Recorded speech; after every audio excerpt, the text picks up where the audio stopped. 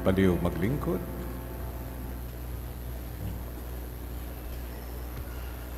Sa ato ang hinigugma, team of pastors, Father Scipio, Froy, and Zaki, sa akon ng mga igsuong kaparian nga naadiri karon nga nagakon celebrar sa atong Santos nga Eucharistia, sa atoang men and women religious joining us in our Holy Eucharist, sa atoang nagkalain-lain nga alagad nga pangulo sa different ministries, movements, organizations sa parokya, sa ato mga servant leaders ang atong LGU, na adi karon Madam Paz, Razada Daza, mayong gabi, ug tanan kita nga mga sumusunod ug tumutuo sa atong hinigugmang Senyor Santo Niño, mayong gabi kaninyong tanan.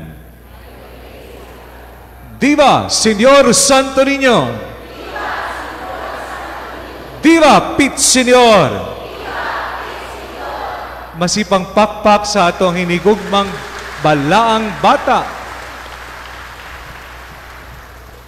Mga igsoon, naay duha ka piloto ug naa sila'y flight path to cross from one distant place to the other end of the island. Karon kini graduating nga test sa younger pilot. Kauban niya ang senior og tiguang na nga piloto. It was a simple flight exercise. Pag take off nila, zoom, clear kaayo ang skies. Nindot ang weather. So, mauna na ilang paglupad, sus, sa tunga-tunga, when they were climbing over a mountain range, nag-asuman ang usa ka propeller sa tuo. So, even nindot ang panahon na ay technical problem. And then suddenly, they were radioing Mayday kay ngano man makrash na kining gamay nga eroplano. If you can imagine, no? Boom! Naunsa naman silang duha. Kay nagbuto naman paglanding sa kaluoy sang Dios, naka-eject sila at the last minute. And then pag-eject sa ilang siya, naa sila'y gitawag nga parachute, and they were able to survive kaya nagabitay-bitay sila dito sa kahoy sa kalasangan dito sa mountain range. They were fortunate enough to survive. The younger one, daghang burns, partially blinded kay naigo sang kayo ang iyang mata. Ang senior pilot murag okay, medyo physical lang nga mga bruises. They were able to climb down sa kahoy, and it was already late afternoon. So, frantically, they tried to look for the way out. Mga hinigubang ison kang Kristo, mauni ang problema kung kalasangan in the forest area, dili sila familiar sa territory, nagtuyok-tuyok lang sila. Hangtod nag-abot na slowly ang darkness.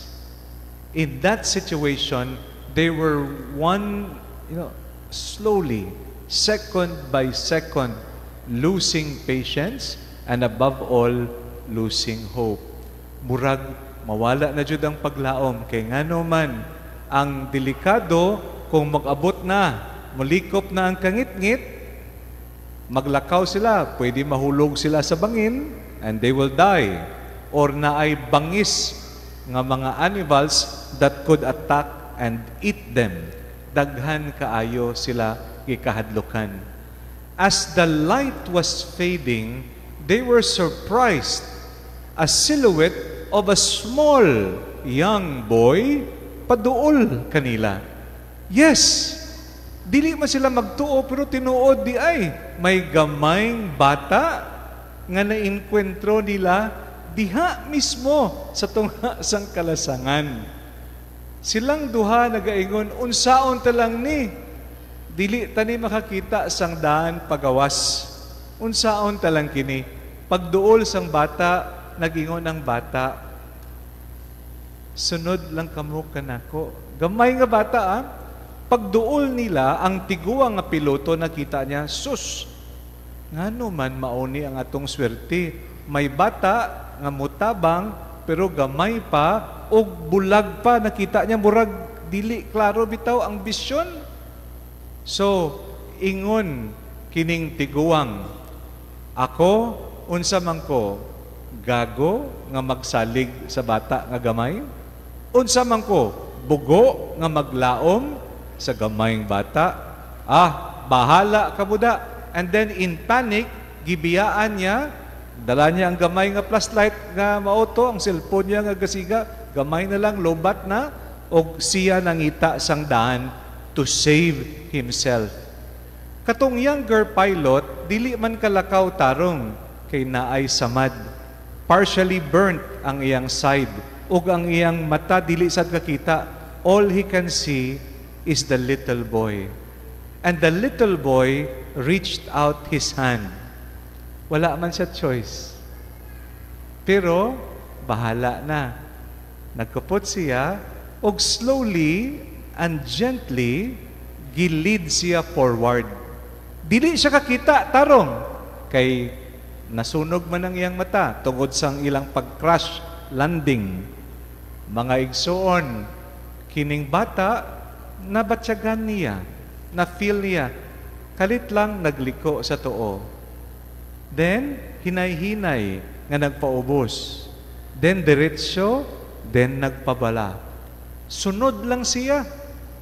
Salig lang siya, laom lang siya, nga hinaot unta sila makagawas. After more than 1 hour, sa paglakaw sa kangit-ngit, nga ang ginasunod niya, murag bulag man nga batang gamay, ingon niya, wala na ni. Wala na jud ni paglaom. But to his great surprise, suddenly there was breath of fresh air, and they stepped into a clearing.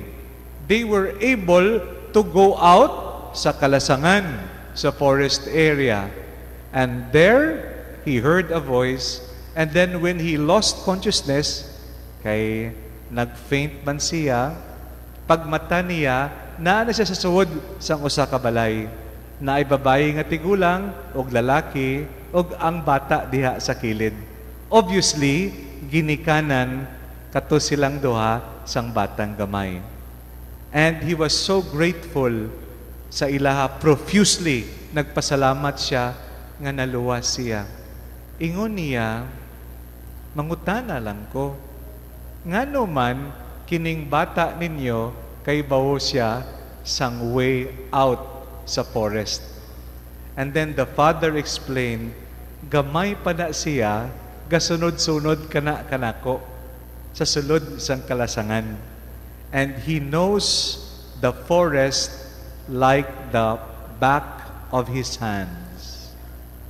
So bisan wala siya vision, kabalo siya asa madiritsyo, asa maliko, asa manaog, asa masaka to return home. He may be blind, but he knows the way home. The next day, kining younger pilot was airlifted to safety. Sadly, he heard nga katong tigulan nga piloto nga nagbiya kanila died kay nahulog siya sa ravine kay wala niya mahibawan ang tsakto nga daan. Mga hinigugmang igsoon kang Kristo, unsa man ang difference? What made the difference between death and survival for this pilot nga nag-crash?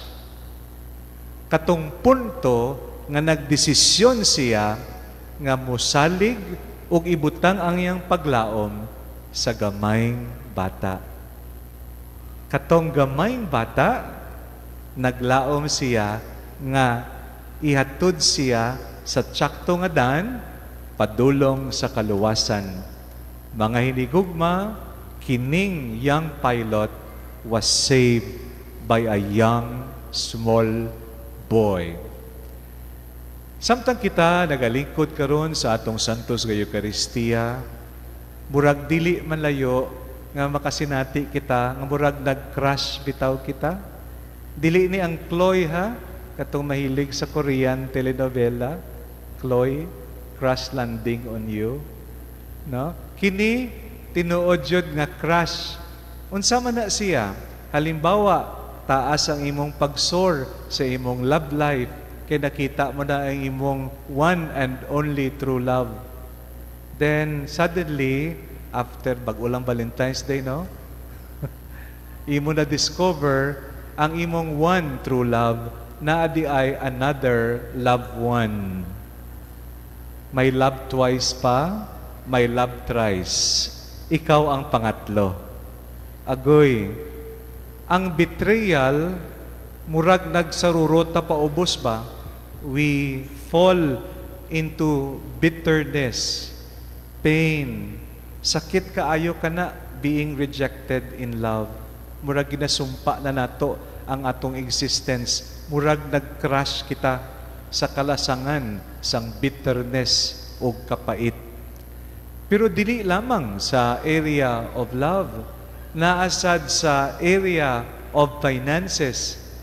Lisod na kaayo everyday to survive para mangita ta pagkaon sa atong mga anak. Pero ang halimbawa, ang bugas, saka lang nga saka.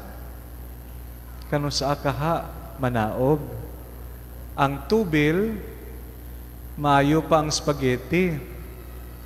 May pataas, pero may pababa. Kuha niyo, spaghetti pataas, ag pababa. Pero ang bugas, pataas lang ng pataas. Ang tubil, murag ginadua-duaan kita. Masaka siya 2, manaog 20 sentimos, masaka 3, manaog 50 sentimos. Kinsa man ang ginadua-duaan. Pero kinitanan ko i-translate naton kung usa ka kaamahan, mawala ang imong trabaho sa MIPS. Unsaon talang kana ang pagpangita sa ipakaon ipa-eskwela sa atohang mga anak. Kana murag nag-crash ka, financial depression and financial crash. Ang pinakalisod mao ang natawag nato nga crash tungod sang despair of grief. Kanang atong hinigugma nga miyembro sang pamilya, nagalaom kita magdugay pa, kalit lang na ay diagnosis nga critical nga balatian ug dili na matabangan. Kalit lang, wala na. Sakit kaayo nga mabiyaan ka ba sa imong hinigugma nga pamilya. That is where grief turns to despair. Mga hinigugma, ang despair, lisod kaayo maginawa. Sperare. Absence of spirare, to breathe. Daw murag lisod ba? Kita nyo na nagahilak? Kay sakit kaayo kung mamatay ang atong hinigugma? Ginalagas, no? Murag ginaapas nato ang atuhang ginhawa. Lisod kaayo. Mga hinigugma, sa kining tulo, gahilom lang kita diha, pero usahay, dili malikayan kining pag-crash. Unsa ang way to salvation? Let me rephrase the question. Kinsa ang way to salvation? Para sa atuhang tumutuo karong gabiuna, sa atuhang parokya, ang atuhang gisaligan o gilauman, walay liwan ang gamayng bata, si Jesus ang atuhang Santo Niño. Sa Ebanghelyo, nindot kaayo nga ang mga tiguang nga mga magtutudlo na minaw sa gamayng bata nga si Jesus. Murag ang bata nga si Jesus nag-lead kanila towards true understanding of salvific truth. Sa atuha, kana would take the act of hope. Hope, ingon sa atong santo sa kasulatan, is believing in things yet unseen. Murag kining batanon nga piloto, bulag man ang bata, naglaom siya o nagkupot. Sa pagkupot niya sa bata, he realized the next day, ang bata di ay, he knows the territory of the forest. By trusting and hoping sa gamayng bata, he found redemption and salvation. Karon sa pagtakop sang atong pagpalandong, ngano man nagaduol kita sa bato balani sa pagigugma, kay siya sad batubalani sa paglaom. Siya sad ang hugot nato kung mag-crush kita, whether emotional, financial, or even gitawag naton spiritual, the grief of the soul. Kining gabi una, hinaot unta kung dili man naton malikayan ang pag-crush, dili ta mo give up kay ngano man kapyot lang, kupot lang, hold on lang sa kamot ni Santo Niño. Mga hinigaw mga isuon kang Kristo, one day manaog jud na ang presyo kang bugas. Pero kung dili pa manaog ang paglaom, mao nga kita makatnan nato ang pagpaambit o pag-share sa usag-usa. That is where we find the inspiration from our Senyor Santo Niño. Kanang atong betrayal, ang atong pagkabigo, maglaom kita, you will find one day your true love. But first know that your true love is Jesus Christ who gave His life on the cross. Kag diha ang paglaom nato that we will find fulfillment in love. Og ang grief na ay healing sa ulahi kung magsalig kita kang Jesucristo nga atuhang Mesiyas. Mga igsoon, tiguang naman ta, pero murag kita usahay ka crash landing man. May samad kita, pero dili kita pagpabayaan sa mahal nga Dios.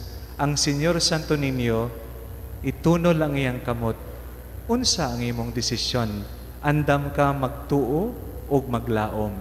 When you reach out to hold the hand of the Senyor Santo Niño, kana akto kang paglaom. Hope is believing in things yet unseen, that it will come true because God loves you. Kay ngano man, basta o punganon, uban ni Santo Niño, malaumon. So, suliton nakon, amen?